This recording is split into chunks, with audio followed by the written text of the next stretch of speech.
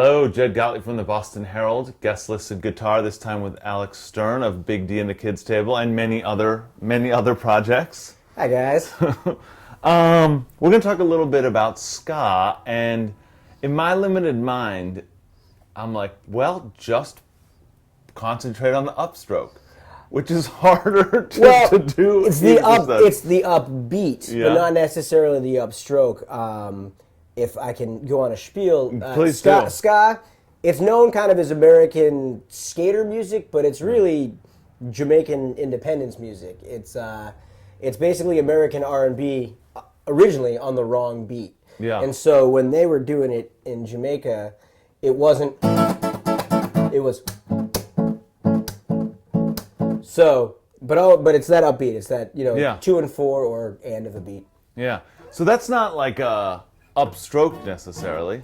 No. I mean, there's the component of that, but in fact, like I try to only go to the upstroke when playing it, sort of pushing it would create fatigue. Like if it's really fast, yeah. I don't think you can go. Right. I mean, much faster than that, and you're gonna get pretty diminishing returns. Yeah. But a lot of the slower groovy stuff, it's really comfortable to just push down, and then the Jamaican stuff, if you use small voicings and play with your thumb, it's great. Really? Yeah, really small, like A to E instead of. Yeah. Could be like.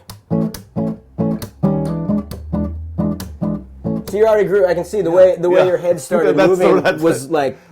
More in sync with the beat. So anyway, that's the down versus up spiel. Yeah, all right. What's the key to because every time I do it, I guess chord voicings are key, because I'm always going to play like a big ugly chord like this, and then I'm just going to strum it up, and that's like getting not really all the way there. Yeah, I mean, chord voicings are important in sort of any style of music, but the way ska works, it has this sort of different waves and it's different offshoots.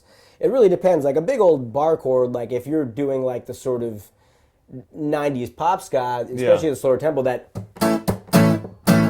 sounds pretty good. It's full, and if you need to fill up, a channel on a tape, not that they use tape anymore, but it sounds nice. Yeah. But if you're trying to interact with a band that has like a piano or maybe a piano and an organ and a horn section, you're going to want to call less attention to yourself, and that's where I think smaller voicings can kind of pay off. Okay.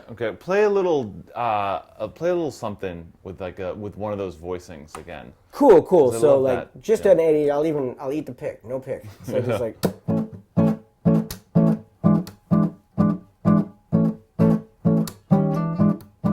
Then add the 4 chord. And what I did there is it's all inversions. So like I'm not moving up and down to the neck. I'm trying to stay in sort of one comfortable position. Yep. So it's like. It's really gummy. What we called it in, one of the old traditional ska bands I was in is we would call it a piano-tar. Like you want the piano and the guitar to sort of sound like an extension of each other. Yeah. So you add that, and then in a lot of the Jamaican stuff, there was also a tenor sax hitting the upbeat with you. So you had this sort of like, it's not orchestral, but like a really lush sound. Yeah. But it has a darkness to it, it has an evil to it. And that's what I love most about it. Yeah. Tell me a little bit about where you're playing on the beat, because it is sort of that inverted R&B beat, but it's kind of hard. You kind of just have to feel it, and it's hard for you to feel. The biggest challenge for me is anybody who's in a band with me will tell you is like I'm a pretty hyperactive individual, and if you look at a beat right here, like where you kind of want to be, if you're playing total Jamaican or Motown styles, if this is the beat, you kind of want to be here. You want to be behind it, but like. Yeah.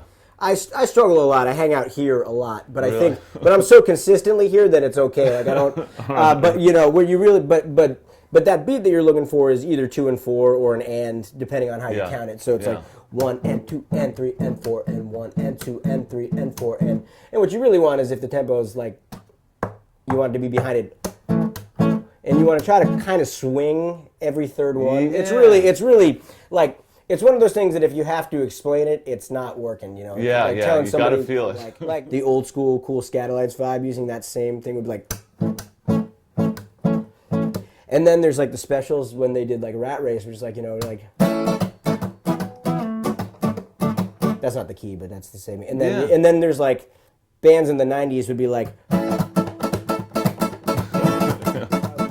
you know, you work on your voicings with it too, like you'd be valuable to any band because there's so many people who think that guitar playing is about the pyrotechnics and, and the shredding, and I love that stuff. I could listen to it a lot, but most people who are starting their band don't care about that, and ska is a great way to learn to discipline yourself. And you know, because even things like when I was a kid, I would play ska in a band with older people, and I would do something like that wasn't necessarily dumb, but was just annoying enough, and I'd get called out on that because of the simplicity. Like I would play like an A chord, like we're talking about, and I get flashy. I just add the seventh, but nobody asked for the seventh, and I did it, and you know, I get called out on that, and you know, I think if I wasn't playing ska, I wouldn't learn that kind of discipline because I would think that it's all about the guitar. Yeah, absolutely. Before I let you go, help me with a little bit of that rhythm that you're doing there, because sure.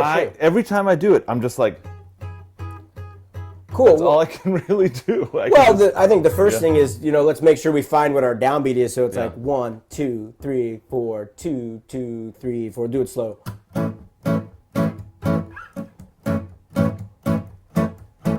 Yeah, you get it.